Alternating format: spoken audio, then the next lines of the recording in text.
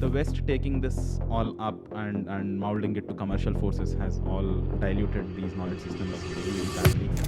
There is something there in Sanskrit that I would request you to decode for us. Sanskrit Right. is at the backbone of all this, be it of dance, music, Ayurveda, Vastu, Tantra, Jyotisha. So how is this phonetic aspect of mantras in Sanskrit as a language connected to soothing the mind and the emotional turbulence? There is enormous data there. There's terminology on how these chakras function. Their very names describe their function. So from Mooladhara to Sahasrara, all of these Sanskrit sounds are mapped. They have made these very spiritual, very profoundly spiritual practices a part of our daily lives. So let's talk about the concept of moksha also a little more. We are not physical beings who are trying to be spiritual. We are spiritual beings who are bound in the physical. Today's episode covers a wide range of mature topics like the origin of the language Sanskrit, the sounds that Sanskrit has, the physiology of human being and how our chakras and energy centers are connected to the vibrations of the sound produced. We are also covering the ancient scriptures, Vedas, Puranas, Upanishads, Vastu Shastra, Yoga Shastra, Patanjali Yogasutras, and much more. So I humbly request you to please watch this episode with a lot of patience and reverence. Welcome to the Journey Within podcast with me, Shobha Rana. This is a podcast where we deep dive into the personal growth journeys of our guests, the journeys of self-discovery and transformation. Through their experiences, insights, and wisdom, we try to understand the connection between our inner world, where the processing of the feelings, emotions, and thoughts happens, and the outer world, where we experience life. This connection between the inner world and outer world is very important for us to understand, more so in the lives that we are leading today. I have a very interesting guest for all of you today. He is an engineer turned Sanskrit teacher. Yes, you heard me right. In the world of today, where Sanskrit is losing its relevance with the youth, he is teaching and educating people about this beautiful language Sanskrit, and through Sanskrit he is allowing them to access the ancient wisdom of scriptures, Vedas, Puranas, Upanishads, and a lot more. But before we meet him, I have a humble request. Please do subscribe to our channel, like, comment, and share, because your engagement with our content helps us reach a wider audience. It costs you nothing, but it motivates us humongously to keep continuing to do what we do. The Journey Within podcast aims to help you master your inner world, understand the processing of your emotion, thoughts, and feelings. So without any further ado, let's master our inner world today with Uday Shreyas ji, who is inspiring millions of people through his channel, the Sanskrit channel, to connect back to our roots with, of course, the language Sanskrit. Please welcome Uday Shreyas ji on the Journey Within podcast.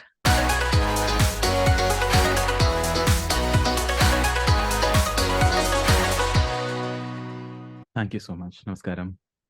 Namaskaram, Udayji. I am so grateful to have you here on this podcast because today we are going to talk about a topic that is sort of losing its relevance with the youth of today.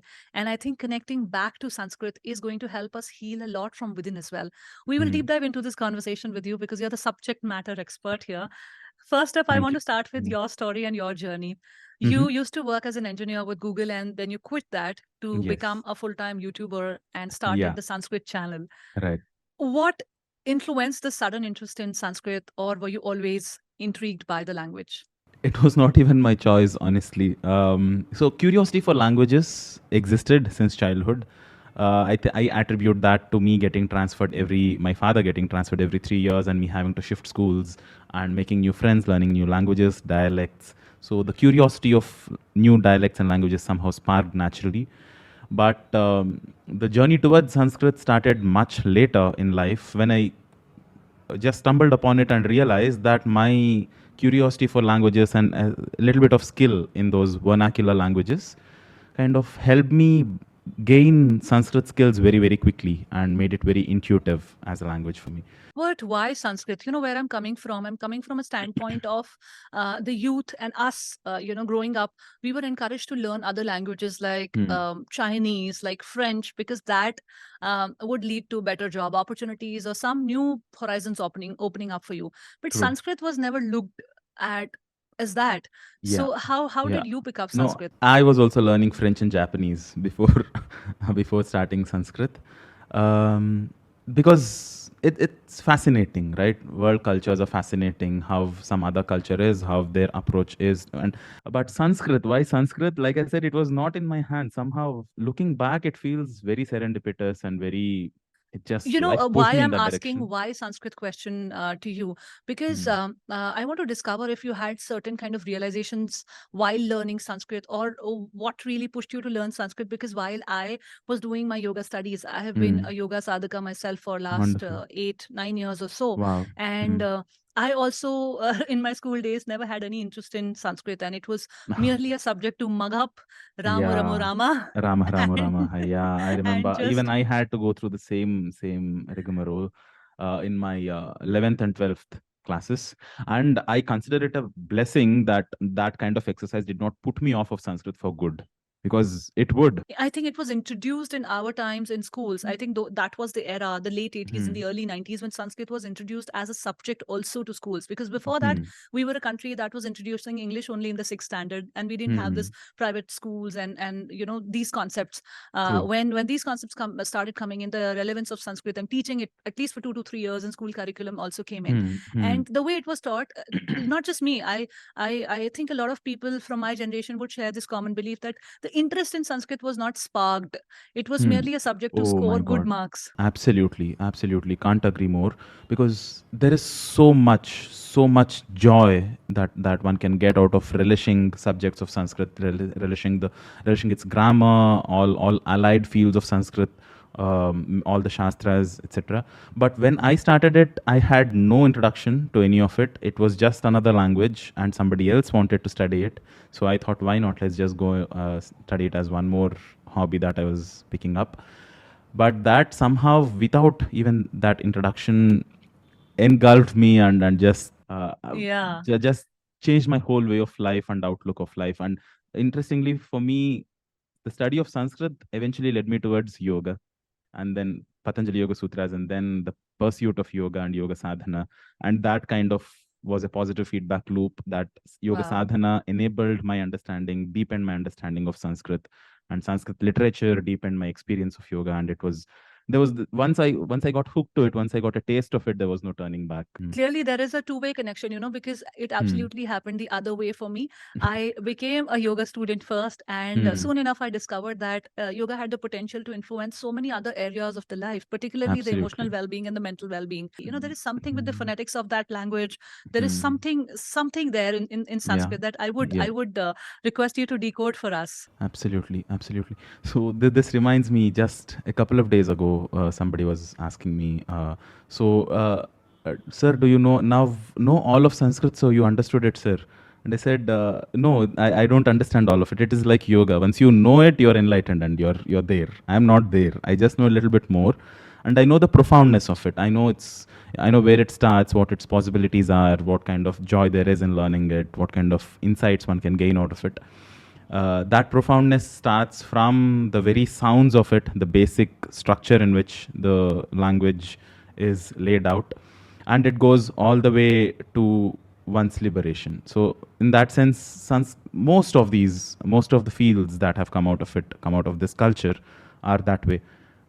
So, if somebody can ask, do you know Odissi, all of Odissi now? Do you know all of Bharatanatyam? Do you know all of Ayurveda? There's no such thing. It's an ocean. Once you are in it, you dissolve into it. That's it. That is the fulfillment. That is the final kaivalya, nirvana, many other names to it.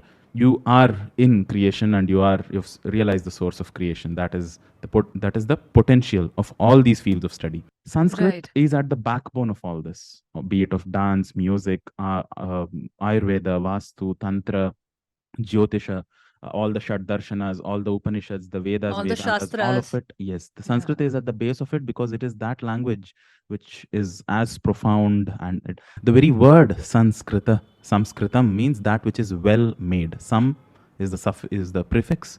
Krita is that which is created, that which has been created well, that is well structured, is Sanskrit. When a language is so structured at its fundamentals, it then enables, it's like foundations of a building, right? Once you have strong, very solid foundation, you can build any damn thing on top of it, and there is no limit Yeah. to how high and how refined your expression can be in that language. There are Yeah. there are rules which are laid down very, very strictly. People think that's a restriction of the language, that there is Ramaha, Ramo, Ramaha. Why all this singular, dual, plural, all this, there are 10 different kinds of time connotations. There are tables and tables that you have to mug up. It's not supposed to be mugged up. It is something that acts as a foundation. These are principles, these are rules that can be perceived, and these are very, very intuitive. It's not that one has to just retain them in memory. Because of this strong foundations, every other Shastra, every other field of exploration that we want to explore in Sanskrit is one of the finest languages to do that in. Sanskrit clearly is a language that has very less scope for ambiguity. In fact, things can be said very precisely in Sanskrit. True. That's why these mantras, whether you understand their meaning or not verbatim, still Hmm. you relate to this phonetic aspect, the soothing of the mind, the soothing of the Hmm. heart aspect of it. I know so Hmm. many people who don't know the meaning of Mahamrityunjay mantra or even the Mhm. Gayatri mantra for that matter.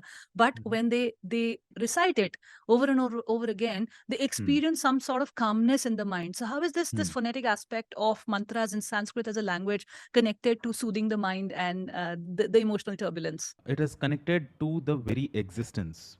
Deva Bhasha, they say, not for nothing, right?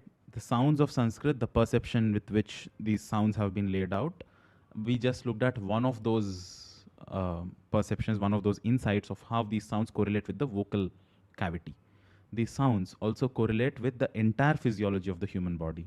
There is a story here. I'll come to this quickly, but there is also another story where these very same sounds correlate with the process of creation of the entire existence. How creation came forth from nothing. Those who There's are a story interested, of Om being the first sound also when the Big that Bang that happened. is, yeah, that is another, that is the Mandukya Upanishad, and its sequence of the pranava and its The Pranavakshar yeah, Om. that is Mandukya. What I was talking about was Nandikeshwara Kashika, where there are 14 sets of sounds from Shiva's Damaru, which gave birth to all of creation. There is another story. I'll quickly come back to how it is mapped with physiology and uh, how it impacts physical and mental well-being. But there is another layer of story. There is another kind of interpretation where these same sounds of Sanskrit correlate to the entire land of Bharat, and the different Shakti Peethas that those are in it, and they form powerful centers for sadhana of each individual letter of the alphabet. Coming back to your specific question of how do these mantras, even if without knowing the meaning of it, how do they impact one's physiology, one's psychology? These sounds, like I was saying, are mapped to one's entire human body.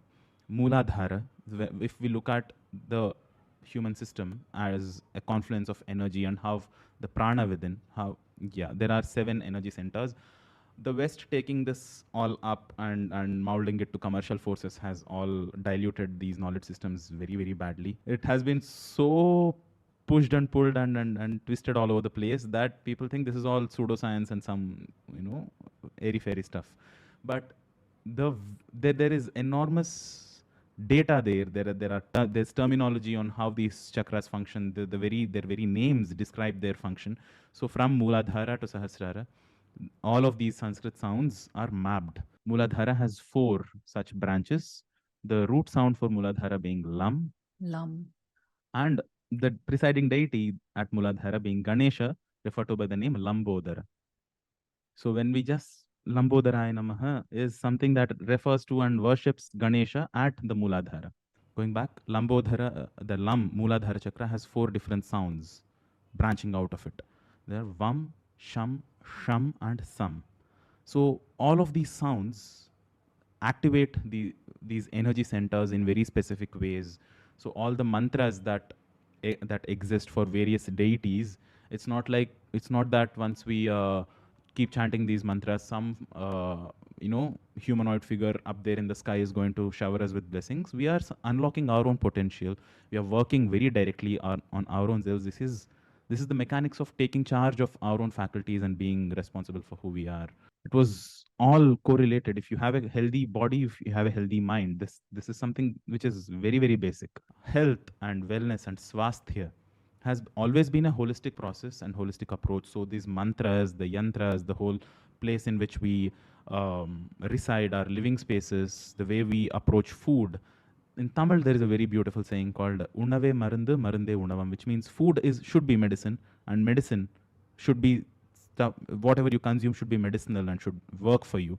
Udaji, while we are talking about Sanskrit and the influence it can have on our personal lives and even our mental, emotional, and spiritual lives, I want to understand an entry point into learning Sanskrit. There is a segment of society that is now willing to connect back to the roots Right. and go back to where it all started and access the ancient wisdom. And Right. all these scriptures and everything is mostly in Sanskrit. So, how Hmm. does one start Sanskrit? Where is the head start, the entry point for Sanskrit for someone if they want to learn it today? Wow. Like you rightly said, yes, that is true. It's wonderful to see that more and more people, especially youngsters, want to get back to their roots, want to explore what exists in this tradition. And I think everybody has their own entry point to it. Somebody might pick up the Bhagavad Gita, they might be curious about it. Performing artists might be curious about Sangeeta Shastra and Natya Shastra, they might want to pick that up. People who are interested in medicine, holistic living can take up Charaka Samhita or Shushruta Samhita and start their entry point there, where they start reading the shlokas, and as they read the content, they also pick up skill in Sanskrit. That is how I started. I started with Bhagavad Gita. We did not just read it for the spiritual content of it. Bhagavad Gita was just a stepping stone towards learning Sanskrit language. That is how it was. And any other text can be this can work the same way, that you learn this text also and pick up skill in Sanskrit also simultaneously. Why I'm suggesting this is because Patanjali again in his Yoga Sutra says, if you want to gain mastery in something, dridha bhumi, if you want to establish yourself there, dirghakala nairantarya satkara sevito dridha bhumi. So you have to do it for a considerable amount of time without any Dirghakala. interruptions, nairantarya, and with a bit of reverence, that there should be that satkara. Having said that, one absolute fundamental that cannot be compromised with is the sounds themselves, the sounds of Sanskrit language. They are called as Maheshwara Sutrani. They are a set of 14 sounds that are said to have originated from Shiva's Damaru. The story goes, the Saptarshis, 7 sages, they once visited Kailash to have a darshan of Lord Shiva. So they went, they had a darshan, and when it was time for them to leave, Lord Shiva had nothing to give them back. He is Adi Bhikshu, he has nothing to give them. So to entertain his guests, he performs a dance, Ananda Tandava.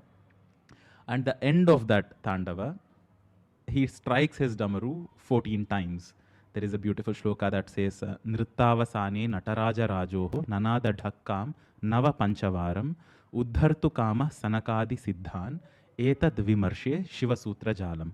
So at the end of his cosmic dance, Lord Nataraja struck his damaru Nava Pancha 9 plus 5 times in order to uplift Sanaka and other siddhas, the 7 sages. And this has come to be known as Shiva Sutra Jala, the net of Shiva Sutras, the web of Shiva Sutras. And these 14 sounds, they go like this: A, I, Un, Ril, Rik, E, Ong, I, Ouch, Hayava, Rat, Lan, Nyamangana, Nam, Jabhany, Gada, Dash, Jaba, Gada, Dash, Kapha, Chatata, Chatatav, Kapai, Shash, Shasar, Hal. These are 14 sounds in that sequence. Again, these have so many layers of interpretation on top of just these sounds. Pandit Jasraj has and his team and his disciples have a rendition of it which is very musical. Sounds of Isha has a rendition of these 14 sounds which is very musical. It has a very rhythmic flow to it. On top of that, the story goes that Lord Nandi heard these 14 sounds and commented upon how these sounds, why these sounds are in that particular sequence. He says, Akara, which is the sound which is the first sound, is of the form of Brahma. Akaraha Brahma Rupasyat, Nirgunaha Sarva Vastushu. It is attributeless presence that exists in all aspects of creation, the sound A. He says, Chit Kalam Im Samashritya, by associating itself with the power of consciousness, Chit, which is the sound Im, it manifests as the all of creation, Jagad Rupa Urna Ishvara. So that Ishvara manifests as this entire creation, which is known by the sound Urna, A, I, Urna. So that's how he goes on to comment upon these 14 sounds, saying this is how the 3 gunas came out. This is how the 5 Panchabhutas came about. These are the different breaths in the body, prana, apana, vyana, udana, and samana. This is how they came about.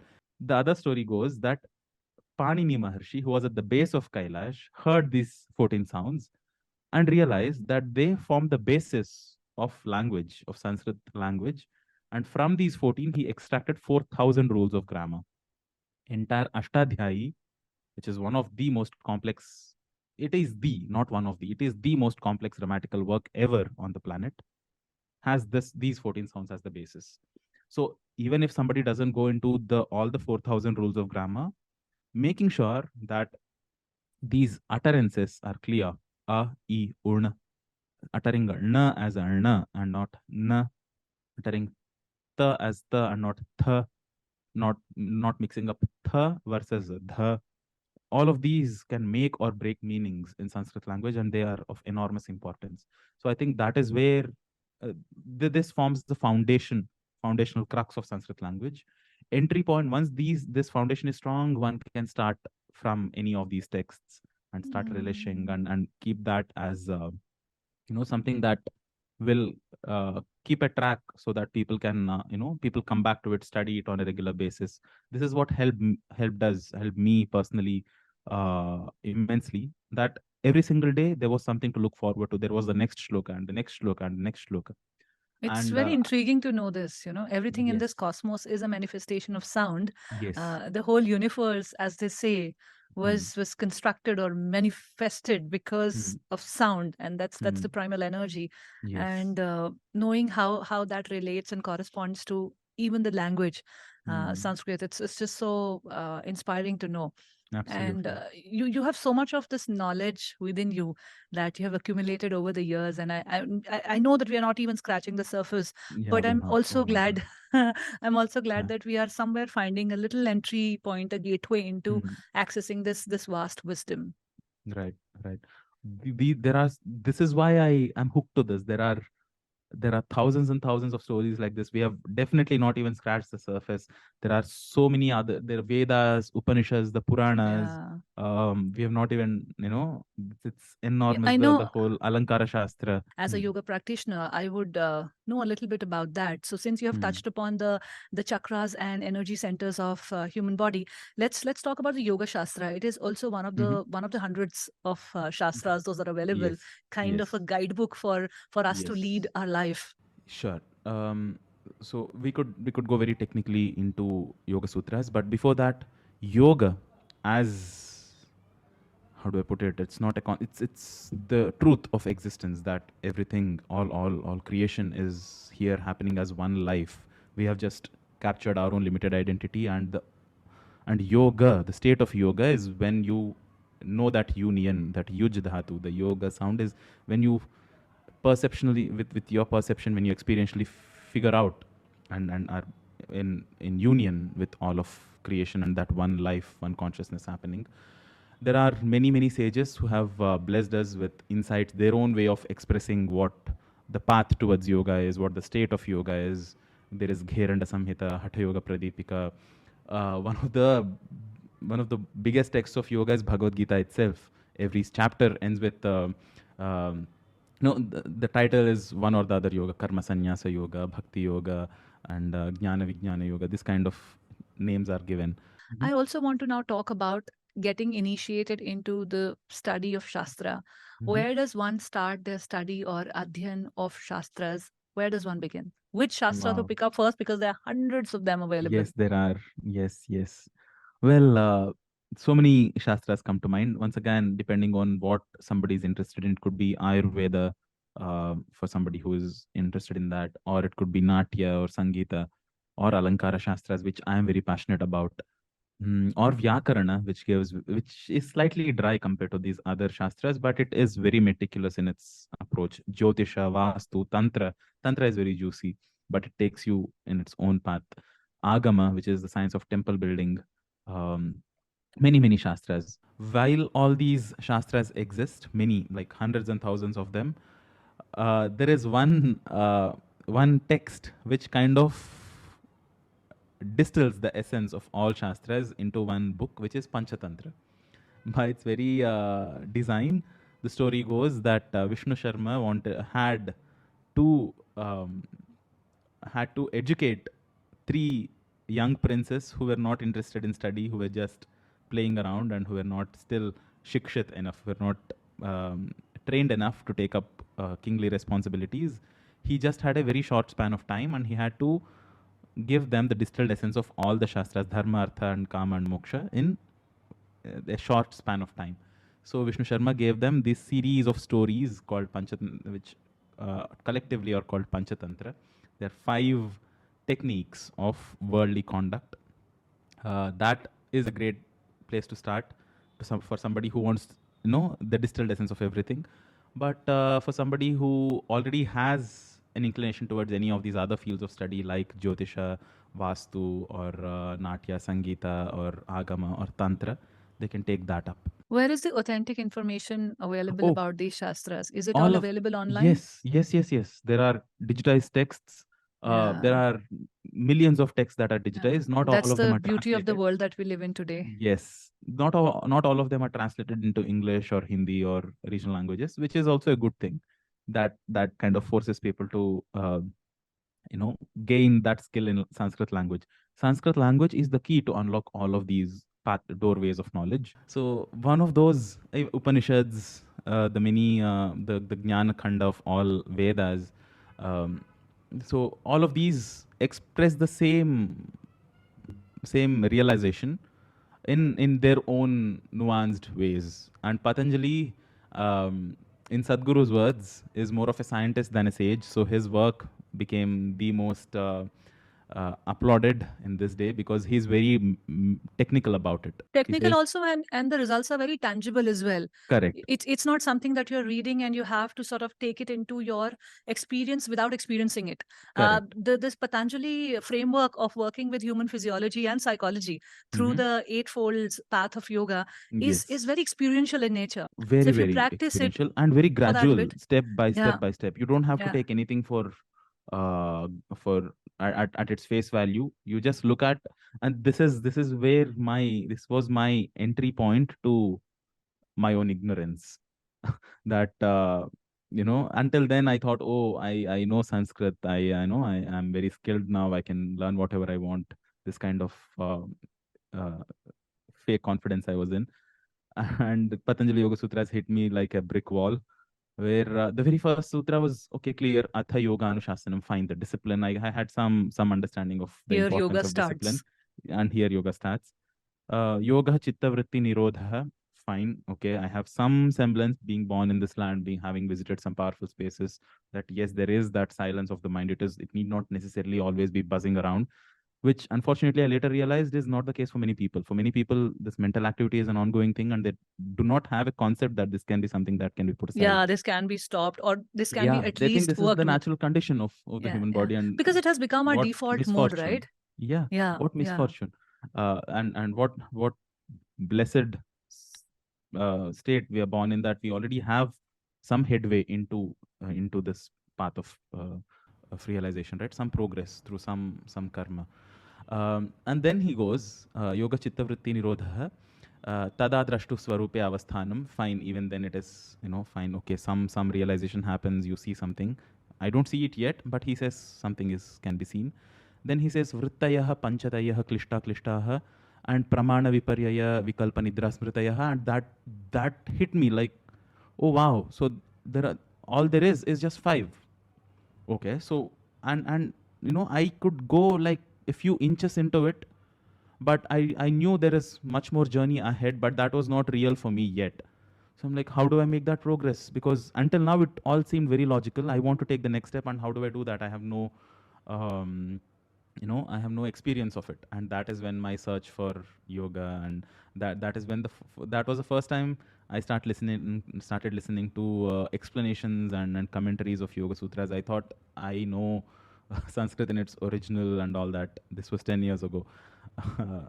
And now how I know how wrong I was. But anyway, so Patanjali Yoga Sutras in its profoundness goes on into the first chapter, which is Samadhipadaha, which is the chapter on being equanimous, on how do we even define these Sanskrit terms in English? Samadhi, which describes samadhi, and then the process of getting there. He first gives a taste and a trailer of, okay, this is what it is. Oh, now you want to get there. The next chapter is sadhana pada. This is what you Yeah, need to do. I'm just recalling an instance from one of my yoga classes. Mm-hmm. So there, a student asked that if samadhi is the ultimate goal of yoga, then why samadhi pada is the first pada? Like you're saying, that it's very difficult to translate Yeah, these Sanskrit words into English, and right. how do you even say that with so much precision? Because we don't have access Yeah, to so much precision to sort of comprehend it. true. Very, very true. He says in the sadhana path, once again, he's very, very technical. He says, like you touched upon, okay, there are 8 steps. Okay, these are the 8 limbs. So you start with yama, niyama, Yama. asana, dharana, pranayama, pratyahara, dharana, dhyana, samadhi, and then goes on to describe each of them. What are some of the obstacles one can face in that path? Very, very technical, laid out. Like it's like a piece of code. So you have this defined as your uh, variable. This is what your situation is right now. These are the functions that you can work with. As somebody who had a glimpse of both the worlds, the way Patanjali Yoga Sutras is structured is just It's mind just blowing. mind It's blowing. Yeah. yeah. Yeah. I'm also at a short of words when I Hmm. when I think about how could someone so many years ago dive into both the dimensions. So somewhere that makes me believe that the challenges earlier also pretty much the same. Well, the Hmm. connection of the outer and the inner world. These Hmm. two things have been the truth forever, and now that Hmm. connection is only becoming more evident and more, because we're Absolutely. losing in because we're losing the touch with our own inner self. So Yeah. this connection Yeah. and the conversation about this connection is now opening up in a very obvious manner, but the Yeah. subtler aspects of these concepts have always existed. This Absolutely. duality in a Yeah, human the being has scale at always which things are existed. happening, the context in which we are, that might change, but the human condition has been the same. Unless there is some drastic change in how Yeah, we feel this now system because there is. is internet, because there's Mm, technology, there's social media, yeah. this age has changed that, and things have become more worse and all of that. But when I look No. back at the solutions those were found those many years ago, that means Yeah. the problem then also Yeah, existed, and maybe they of a stay different relevant. magnitude. Yeah, Yeah. absolutely. And that is what same. That's what fascinates me. That how can something stay relevant for so long? Because that is why it is sanatana, and because the human condition has been the same. The human desire and pursuit has been the same, and yeah, Since we are talking about shastras and darshanas, that is loosely translated to philosophies in English, if I have to use that word, you talked unfortunately, about, yeah, unfortunately, you yeah, talked about Dharma Shastra, Artha Shastra, Kama Shastra, and Moksha Shastra. So every Shastra philosophy is sort of culminating into the concept of moksha. Even if we talk yes, about darshanas, and we talk about particularly Hindu philosophies, Astika and Nastika philosophies, and within that, again, the six bifurcations under Astika, three under Nastika. So many philosophies and the perspectives to live our lives. correct. Every philosophy, whether it's a Jainism philosophy or a Buddhism philosophy, or it is our Vedic philosophies, they're all somewhere leading towards the concept of liberation, moksha, nirvana, the word Yes, that you just used earlier. So let's talk about the concept of moksha also a little more. you named it the journey within. The journey within, yeah. So I'm trying to That have yeah. this journey within, Huh. because you have such profound insights with you through your study of the subject of the journey within. Although I'm calling my channel the journey within, but it is you who has dived into the deeper dimensions of human intelligence, existence, and philosophy and psychological aspects of our mind and vritti. So let's dive into that. Where is all this culminating? Where is all of this going? What actually is moksha, and how many of us are going to attain it? Moksha. Uh, the root sound for moksha. Let me rely on my field of study, which is the linguistic aspect of it, the etymology of it. It comes moksha, mochana, mukti. It's all from the muk. That sound muku dhatu is mochani. It's in liberation. Liberation from what? Liberation from this limited identity that this life has now taken up. It's liberation from the physical existence. That is the very definition of spirituality. And moksha is something that is given by Mukunda. Is the mukti is given by Mukunda. The one who gives mukti is Mukunda. What is it? It is liberation. It is absolute liberation from all cyclical tendencies of physical creation. if we only become really realize the number of ways in which we are physically bound to our bodies and every aspect of it, it is tear jerking. It is funny also, but it is really really it surprises me, it dazzles me that how could something so obvious be not so apparent. We could be uh, so ignorant of yeah, something so obvious. yeah, exactly, exactly. The very process of sleep is very compulsive. Hunger, thirst, bladder functions, physical functions, we are very very bound from the very foundations of birth and death, which which nobody, which thankfully stand as the biggest reminders that it has an expiry date, it's going to go. uh, from the that fundamental to inhalation exhalation, if just one of those doesn't happen, then very next moment gone. So the process of life is so delicate and so bound in the physical. So I, for the love of me, I can't understand how it is not in everybody's experience that this is such a compulsive mechanism. Yeah. Yeah, the And Eastern philosophies versus the Western philosophies. We are quite fortunate that we are born in a land where the inner world has been a topic of relevance ever since, hmm, and the Eastern philosophies are somewhere inward focused, whereas the hmm, Western philosophies and Western approaches to life are little outward focused. They're more yeah, about making your world more comfortable and yes, seeking a meaning and happiness or fulfillment of life through that you hmm, build. And Eastern hmm, philosophies are more about the inner world. Since you hmm. are a subject matter expert here, so I would want you to dive upon the philosophies, the Eastern philosophies also, I and how that they enrich our lives and how they sort of help us introspect into our own lives and draw a more meaningful meaning out of it. hmm. I wouldn't want to call these philosophies. We are speaking English language, so those, unfortunately we have to use such words. Yeah, the limitations of language that are imposed upon us because of the choice of our medium of communication.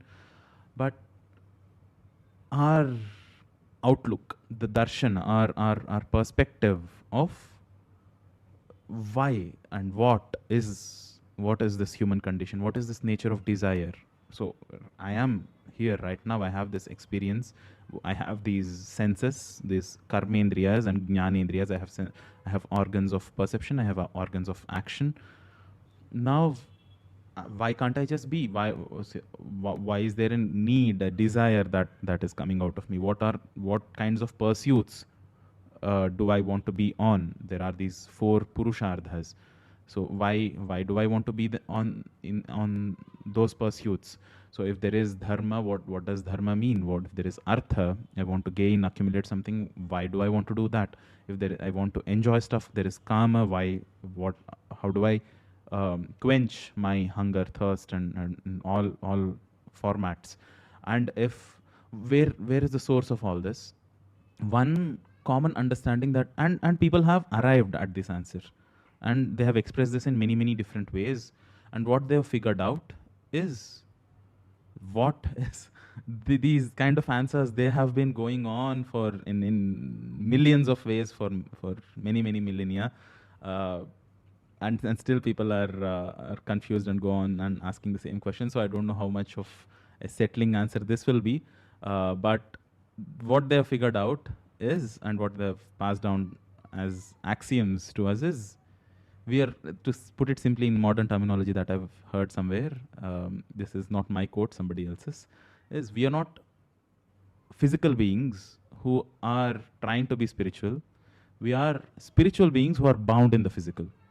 And because we are bound in this physical, there is a possibility for us to have this individual sense of experience of life. That is what's giving us all these tastes and juice and rasa of life, that we relish something, we like some things, we don't like some things. We have an individual experience because of this bondage in the physical. At the same time, while this limited physical identity is giving us this individual experience, there is always this longing to just go beyond, one step beyond what our current physical situation is, because what is there within is unbounded, that now has a physical, limited physical identity. Now it wants to expand some more, and it's not that we want to accumulate more of wealth or more of pleasures or more of experiences, the eventual goal is to be boundless, Because if it was that, the thirst would have been quenched by quenched. achieving that, Yeah, but it if still you, doesn't. it's not. People have come Yeah, up with names like hedonism, that once you get something, the taste in it dies, right? yeah, And you now want something else. It's not because some that has lost its value. It's not the nature of uh, the thing that has been accumulated. Whatever we accumulate, the thing that is within still wants to yeah, because find it's a that boundless entity. boundless entities. It's the one life that is throbbing around now has this physical mental boundaries, that this is me, this is the limited set of my framework of mind, this is my physical body. When that dismantles, it's not something that you accumulate, it's when that dissolves, and this limited identity of me is gone, it's dead, then that desire, then comes fulfillment, that is nirvana, unbecoming.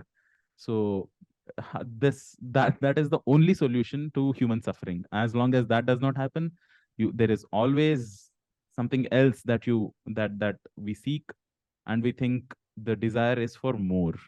The Yeah, it's like an Sadhguru again endless loop says, of desires. yeah, I want to come Sadhguru to says the, the desire is for all. What this wants is to be boundless again. So yeah, what can be boundless? It can be either everything or nothing. or More and nothing. more and more, once you can count it, it is not boundless anymore.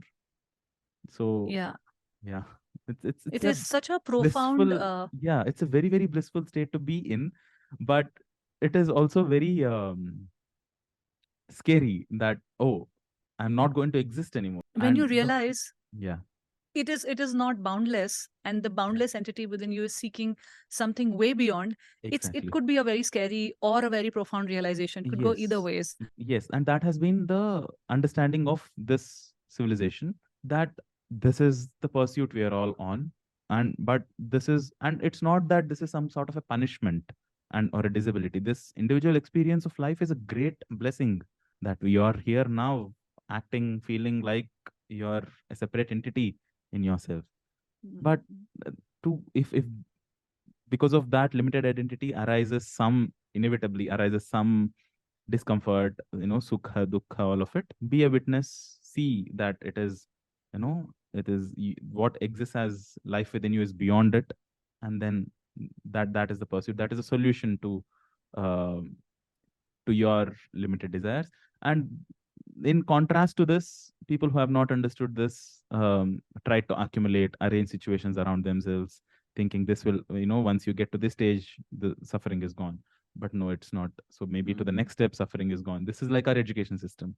Maybe if Yeah. I pass seventh class, my troubles are all gone. No, no, no. I have to Yeah. pass the eighth class exams. Then my troubles are gone. Then you realize that as long as life exists, there are more responsibilities and troubles just coming your way. And Udayji, how can we harness the complete power of all these beautiful, efficient techniques of yoga into everyday life? I'll tell you where I'm coming from. mhm, A lot of these experiences that we're talking about are subtle in nature. That is, they mm, don't hit you like a train.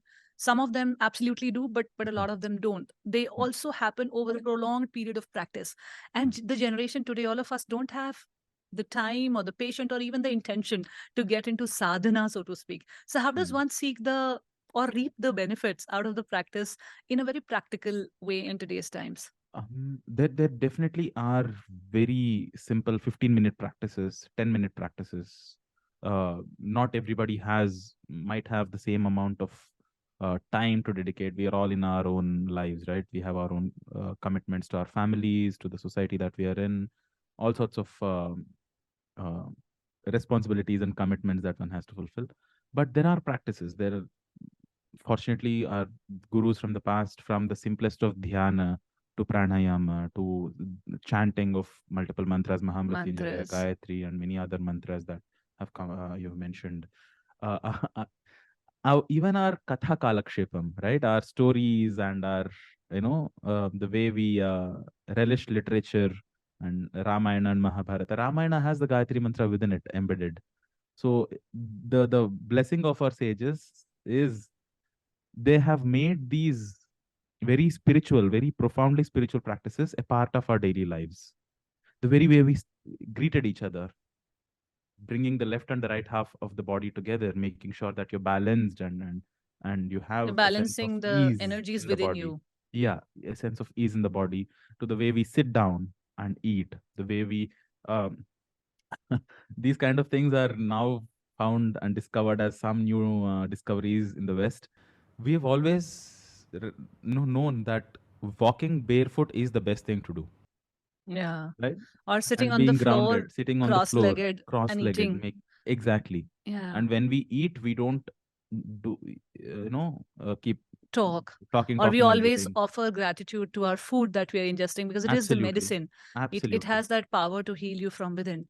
Yes. All So of this is getting lost. These all ideas, when they simplest find the of scientific practices. backing into the today's modern concept, then maybe the human mind is able to accept them. But if they don't have any scientific backing, like I was saying, that they are not very experiential in the very first attempt, they are very subtle human Mm, experiences. So when they mm, don't come into your experience like that, you don't have an acceptance of them in your mind, right? So mm.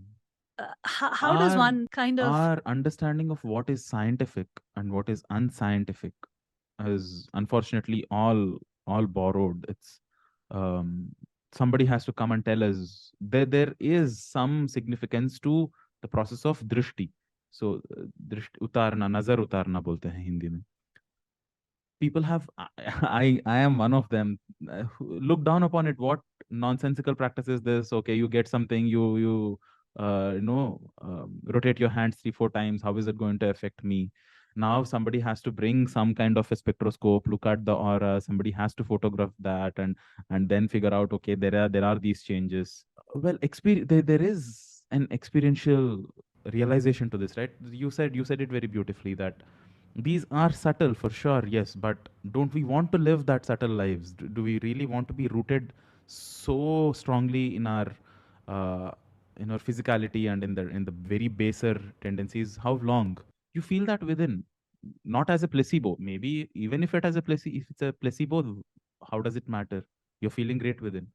So the sense of trusting one's own perception, one's own experience, or that which has been passed down through generations. Krishna says this very, very clearly, that first, foremost, establish yourself in yoga and then go on with your life, then act, then perform any kind of activity.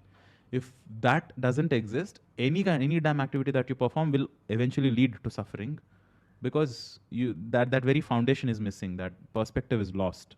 Why do something? And it will hit that this eventually happens if somebody has that enough mental capacity to look at things for what they are. It will hit them in the face that why am I even doing what I'm doing? And it's starting to turn, the tide is starting to turn in that direction, I guess. talking about suffering, there is enormous suffering in this world already, and it is only increasing. What are the top reasons for this suffering, and how can one curb it for themselves? Uh, it's the it's ignorance. Ignorance is the root of all suffering. I think this much understanding most people have, but they don't want to see it in the face. That is that is the tragedy. Because we are The so answer is rigid in obvious. our own belief systems that anything which is not aligning with our own Oh, belief system, somewhere I which is fear. outside of it, Yeah, somewhere I fear is they don't difficult even to want the accept. solution. Yeah, Yeah. that Yeah. oh, because then people like the I think drama. Do you agree? I, Sometimes people like the suffering. They don't want to let go of that also. I think we They're- want the solution. All of us want the yeah. solution. But if the solution falls out of our perception of what our belief system is, if it is out of that, then the acceptance is not there. Then there is absolute, like, if someone is coming to me and telling me the answer for my suffering, but it Mhm. is not within my belief system. It is something like, let's say, coming in from the concept of yoga or some scriptures or and all of that, and I don't believe in it. Then my search for that stops there. Patanjali Yoga Sutras, for example, doesn't demand an iota of belief. Doesn't at all. It doesn't say believe this for because I am an authority in this. He just lays down the principles. If you understand it, you got it. Don't believe. So in a program to run, for it just has to be free of errors for a piece of code to run. There's no scope of believing that this will run or praying that it will run. Patanjali laid it out in a particular format, in a particular sequence to be practiced one after the other. Your foundation has to be strong. So when you are not strong in your yamas, when your concept of ahimsa, satya, asteya, brahmacharya is not clear, and you're straight on heading on to the sixth step, which is dharana, where you're beginning to meditate, or pratyahara, where you're withdrawing from the senses towards within, you're directly jumping onto that and you're not established in the foundation, you will have these questions coming back to you over and over again, the doubts coming back to you over and over again. Krishna, once again, going back to Bhagavad Gita, says it's fine. Even, if you don't attain the final goal of this pursuit and you don't have that realization, it's not that any of this effort is ever lost. You start anywhere, you make any little swalpamapi, even just a little progress in this direction of moving towards spiritual from the physical conscious effort, it has its benefits. And if you don't find that benefit now, the next life you accumulate and continue that sadhana. If you don't find it there, okay, this kind of accumulates. This is, the so sanchita karma concept. Yeah, it's never lost. So it's swalpamapi asya dharmasya trayate mahato bhayat. Even if you just do a little bit of this practice, even if you have not, the word for it is yoga bhrashta. So if you fall in the path of yoga somewhere, you have made some mistake. Is Arjuna asks this. So fine, you are asking me to go now, see that physical is not everything, and you have to, it's we are all spiritual beings, and you're asking me to make a move in this direction. What if I don't realize it? Is my time wasted? Is my effort wasted? Am I going to, be stuck somewhere in the middle, having, na iska na uska? Like, is that going to be my situation? And he says, it is not like that. Do something, do some effort in this direction, and it will reap great results for you. So that's all we can do, I guess. If we say it in a very ignorant manner, let's say level of consciousness between 0 to 100, there are still 99 numbers in between. So what level you elevate yourself with all of your karmas is making the storage of your karma for the next life, if we have to believe in the concept of that, No which such is a thing as Vedic belief. concept. No, doesn't demand any belief. So you must, now I'm the way I am, the kind of things that I follow, this whole paraphernalia of a thread and of a tilaka and my hair and all of this was not. I would laugh at somebody who's walking around, or who has stuff like this, right?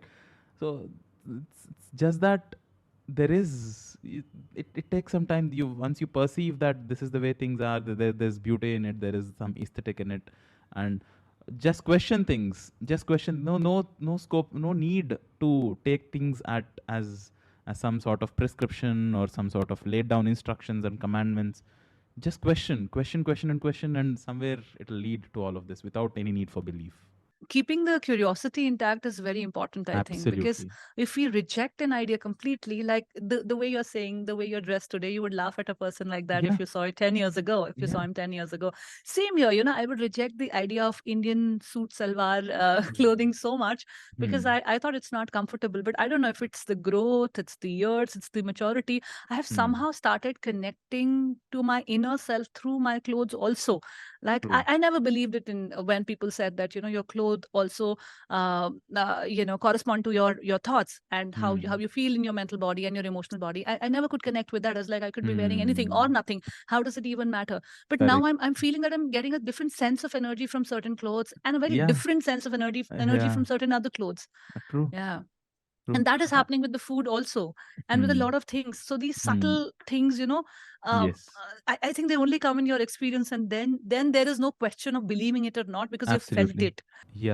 Yeah, and it takes that sensitivity, that perception to see, and having a little bit, and all of this is still accessible to us. That is what I'm grateful for, that it is not lost to us, these knowledge systems. And despite many centuries of onslaught, despite many popular, now well-known attempts from Macaulay to others of systematically hacking our Gurukul systems and the traditional systems of knowledge, These are eternal springs that we can draw from forever, and what a blessing.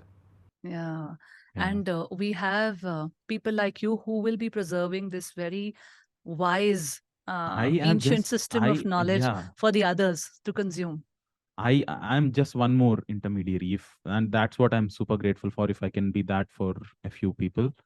But what I am most grateful for is what I have gotten and how much I can draw from this eternal spring that we're talking about. And I'm really I'm grateful for on a moment to moment basis, and I keep getting these extreme, how do I put it, mm, I'm getting what you're exhilarating trying to feelings, say. yeah, Yeah. of such gratitude when I go through some literature and see the brilliance of it.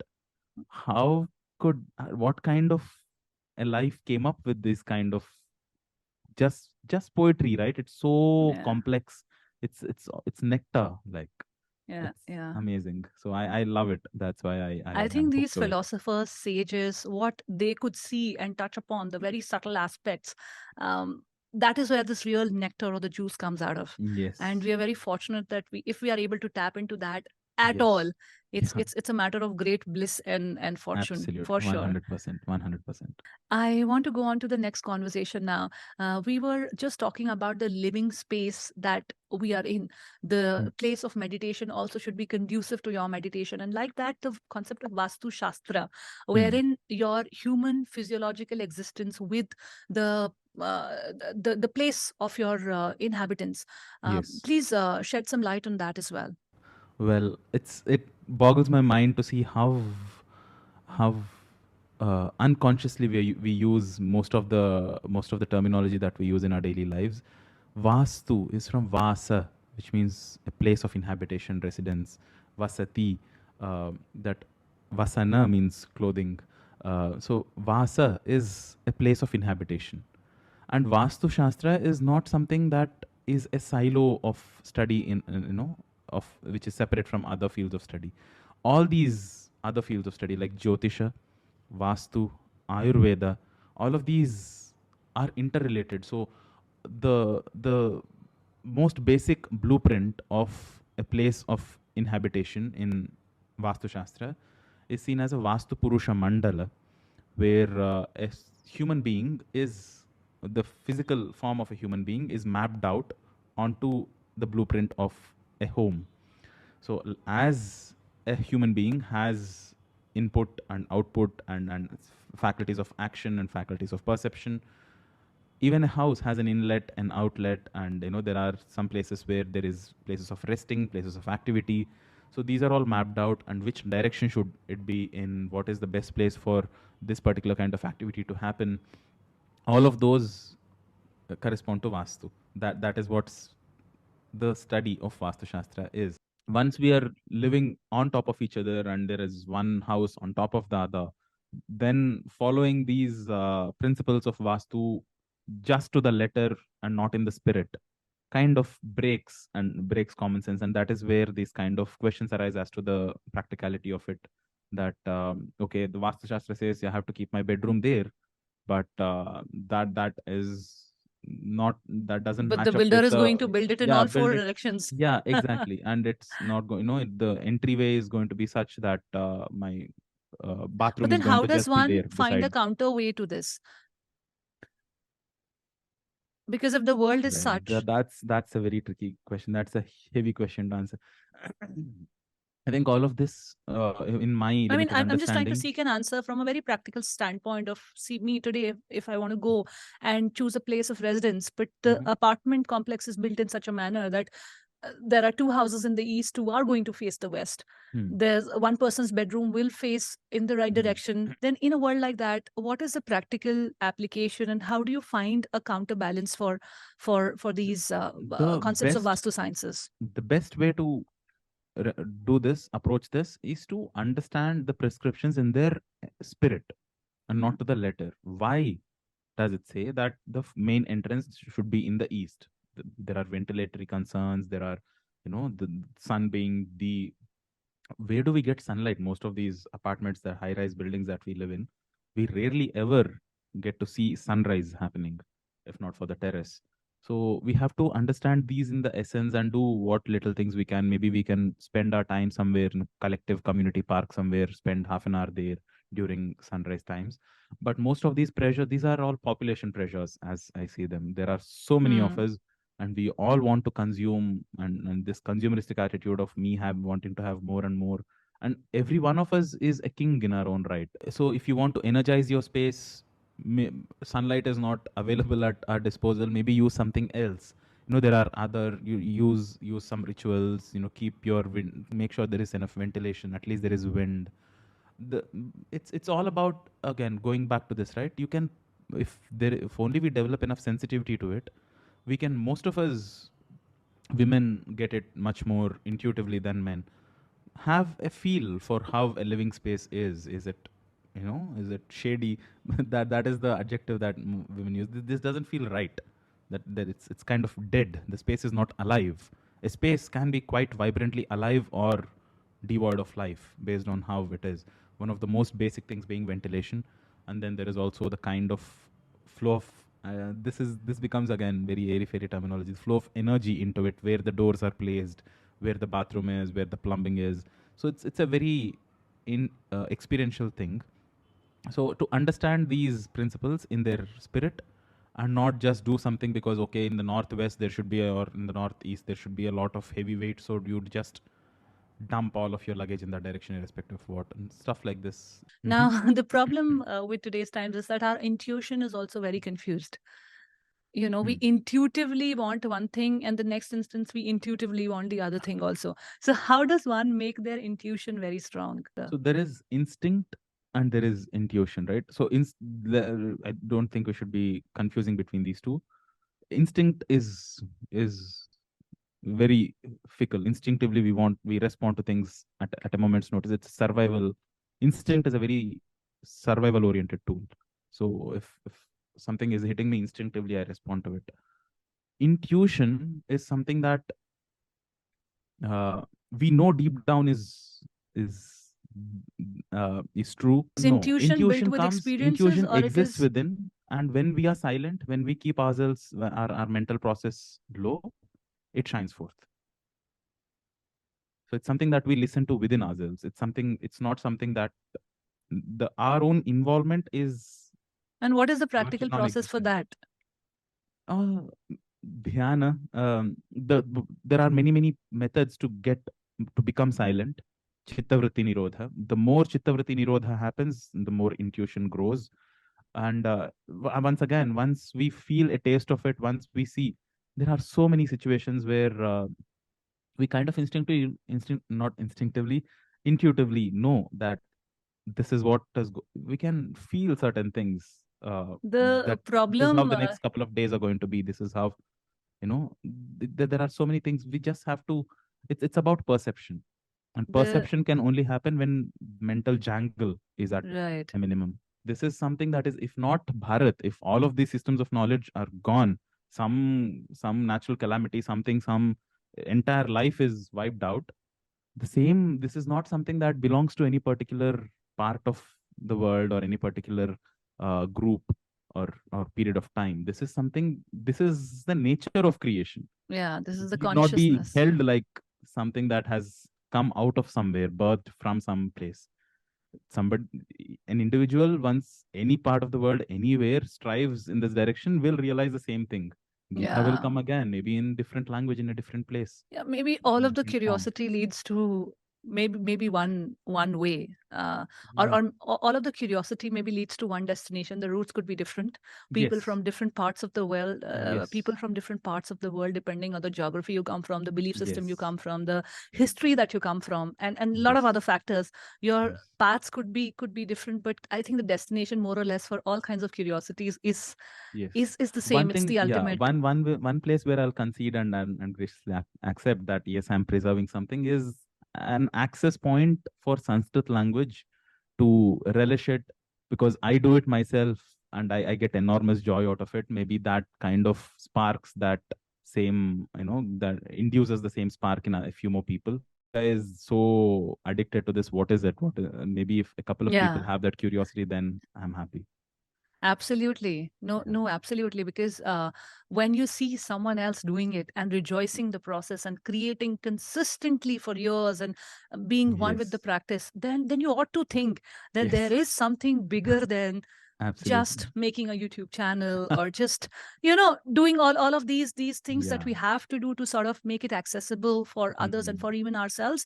But Hmm. there's a deeper connection and a deeper meaning, and that deeper meaning is leading to a deeper realization, and that's leading Hmm. to a deeper sense of Hmm. relief and Hmm. release and Yes. oneness with the whole Absolutely. consciousness. I urge you, I'll take this opportunity to urge you to, on your very aptly, beautifully named podcast called The Journey Within, to explore some more aspects of Sanskrit language, literature, maybe bring other guests who touch upon other fields of knowledge and which lead towards I that am so journey. inspired by talking to you, and like My I said, pleasure. the Institute in Sanskrit is already sparking again in me for the Yes, last few years since I've started reading yoga and true, Bhagavad Gita and Yoga true. Sutra of Patanjali and a few Yes, other yes. scriptures and textbooks. Hmm. The interest is already there. Yeah, The intent also is there, but yeah, yes. I need to be little Yeah, more so access affirmative. points, yes, access points need to be. I take it upon myself and on the community of Sanskrit teachers to make it much more accessible, to make it, package it, leveraging modern tools of technology, and we have somehow, that last technology of printing press somehow is the latest that Different Sanskrit people times have demand for different leveraged. kinds of and Videos different slowly techniques of people are teaching. making. Yeah, Yeah. AR and VR. I don't think there's much Sanskrit content yet in that format. Even visual, Sanskrit has such profound and brilliant fields of study that they can be set up on a lab table and they can be experimented with, tangibly felt and played around with. It's not been done yet. Be it the simplest of chandas, which is lyrical poetic meters, to Jyotisha Shastra or Vastu, where it can all be very practically demonstrated, put on a lab table to students, and none of that has been done. So I take that onus on myself and all Sanskrit teachers, and we'll try to make it as accessible and relishable as possible. From this conversation that we are having, there is so much learning that is already there in it, not just the love for the language Sanskrit, but also the profound phonetic aspect of it that is healing our Yes. mind, the Yes. mantras, the shastras, and how they are Mm. guiding us even to this day. Mm. And that hasn't changed. The human consciousness, the problems that we had, the strive for being one with the universe, being one with everything Mm. around us, that feeling Mm. of oneness, one life, one consciousness is Mm. finding its own root in our hearts and our minds again. Mm. So I'm really hopeful that these kinds of messages will be perceived in that manner, and I would really urge my viewers also to support this kind of content, support the Sanskrit channel, support our Thank you so channel that much. are trying to really bring meaningful content to you, that are trying to uh, you know get all of us back in touch with our own deeper selves, the journey within Yes. the Sanskrit channel. Thank you so much. Yeah, Udayji, you have shared such profound lessons here from your sadhana or study of the last decade or more. And as much as I wish to deep dive into more conversations with you, I'm truly intrigued and interested.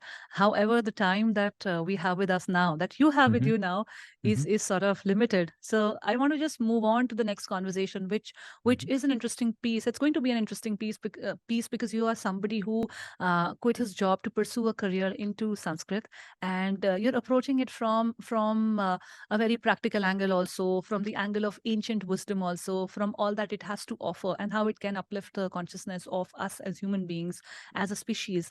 So with all of the things that you've seen in your life, the material side of life and the more conscious side of life, Mm-hmm. how do you define success? So very, very interesting question. What is success for me? What is my definition of it?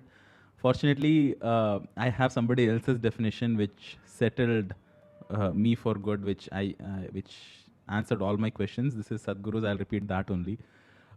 He says, whatever we have in our life, all the faculties that we are equipped with, there is four of them. There is our body, physical body. There are our emotions, and there's our thought process, and there is the energy that powers all of it. So he says, if our yes, the prana. So when the physical body feels pleasant, he says this is health.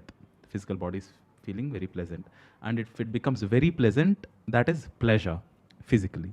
And if our mind, or if our thought process becomes pleasant, we call that peace. The mind is at peace. And if the mind becomes very pleasant, we call that joy. And he says when the emotions become pleasant, then it is called love. And when the emotions become very pleasant, then we call it compassion. And when he says when the energy, life energy itself becomes pleasant, it is bliss. And when the life energy becomes very pleasant, it is called ecstasy. And he culminates it saying when our surroundings become pleasant, that is success. And I think that settles the understanding of what success is for me, that if surroundings are happening the way I want it to, and I have no complaints, it's all pleasant around me, that is success for me. So So, do you consider yourself successful now? very much so, yeah. Yeah. Yes, very much Your so. I'm very surroundings are fortunate. in Yeah. alignment with what you Yeah. want, how you want. Absolutely. My Wow, how life, many I'm of us can very say that? grateful I'm for it. so happy for you. Thank you so How much. many of people in today's time, but it's also a very conscious choice, and you have to walk down a Yeah. path with its own challenges. One can just listen to this and feel and have a wrong notion about passion. Hmm. That doing that will lead me to some sort of happiness, but that path also has a lot of obstacles, that is also filled with a lot of its own challenges. So Hmm. when you have the tenacity to power through those challenges, then only you Hmm. come to this position where you feel that everything that is happening around in your surroundings is also in harmony with you, and you are at peace, and you feel successful. Yeah. And Yeah. definitely, I feel grateful again, very grateful that I eventually, I have no idea. I don't think this is a lot of my conscious effort. I just was very fortunate that things worked out and they fell in the right place at the right time. There was, of course, my effort also, um, but Yeah, I once think again, a lot of your grace and curiosity leads you to these undiscovered paths hmm, that you didn't even know that you're going to walk on them, but your true, curiosity puts true. you into those things and Yes, those yes. people and those situations come in your life. I think you somewhere make it happen through your curiosity. Like we were discussing earlier, it is all available to us and also Hmm, accessible to us. The point hmm. is, are you letting your curiosity seek out for? And there were definitely situations, there were times when it all felt very turbulent, very unsettling. But well, it stuck on. I was on the path, and it kind of got onto a groove. Yeah, very grateful for it, and definitely, I find myself very successful and I very am grateful for truly being in that way. humbled and grateful to have you on this podcast Yeah, and my pleasure. learn from your very inspiring journey. Thank you so much, Uday Thank you so Shreyanshi, much. for My pleasure. joining us on the Journey Within podcast. My pleasure. Thank you so much for hosting me, Shobhaji. Thank you for watching our today's episode. Comment below the things that you have learned from today's episode, and also let us know what is it that you would like us to make detailed videos on. The Journey Within podcast aims to help you understand your inner world, where the processing of all your thoughts, feelings, and emotions happens. We are here to help you understand your emotions better and lead a more fulfilled life. So let us know what you want to watch on this channel. Like, comment, share, and subscribe. That will help us reach a wider audience. Thank you again for watching.